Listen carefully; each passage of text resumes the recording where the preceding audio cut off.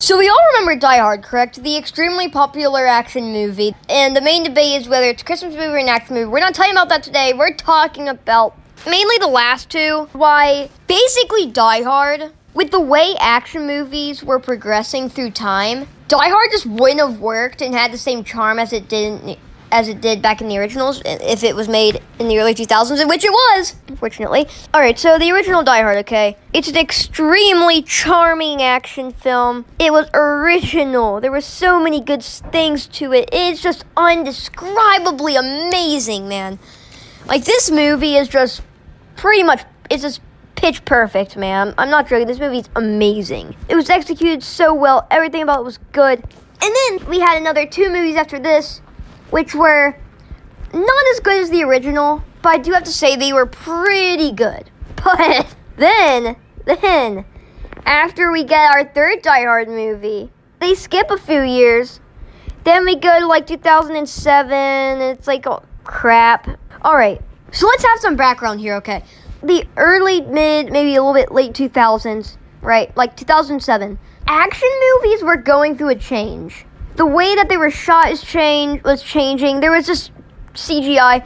How I would describe action movies, a lot of action movies during the early 2000s is red box action movies. If you don't know what I mean, it's like when you go to Walmart and then you look over and there's that like red machine that says red box on it, has a bunch of options for movies.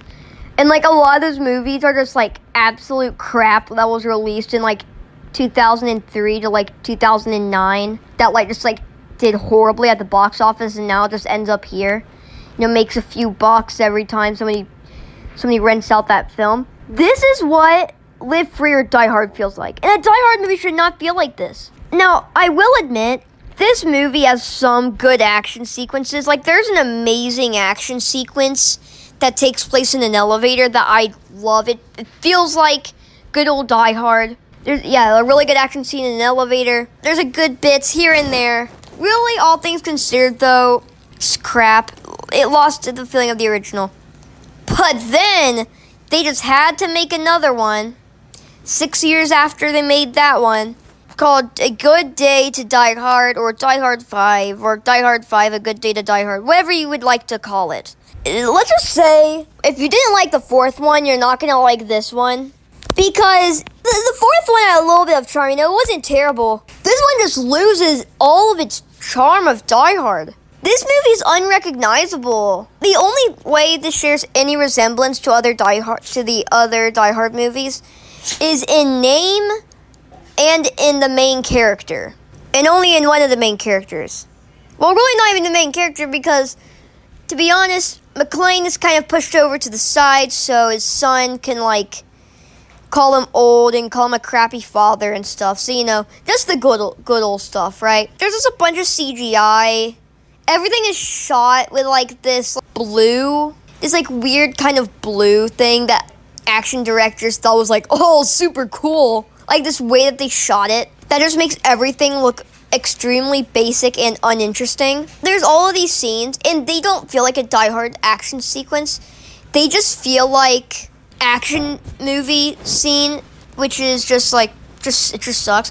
And now I will admit, at the end, there's like one good bit, maybe two, where McClane's just like doing all this stuff against these other people, which is like fine, I guess. But like other than that, you know, everything is just like terrible. The way it's shot, the overuse of CGI. See, I really think the fault of the fourth and fifth Die Hard movie is that the time of when it was made really caused its downfall if you think about it, because this time period had a lot of just like action movies that were like super basic and uninteresting and just like didn't do anything new and nobody cared about them.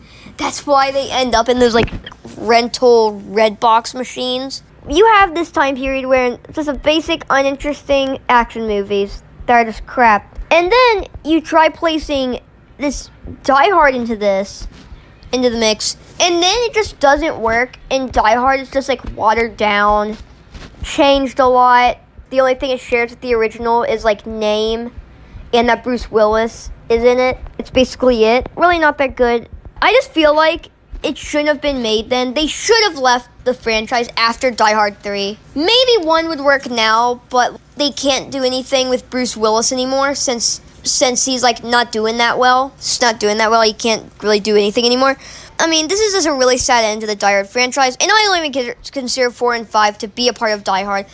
I just consider them to be movies that existed and were made around this time. Just tried to do something else, just didn't work.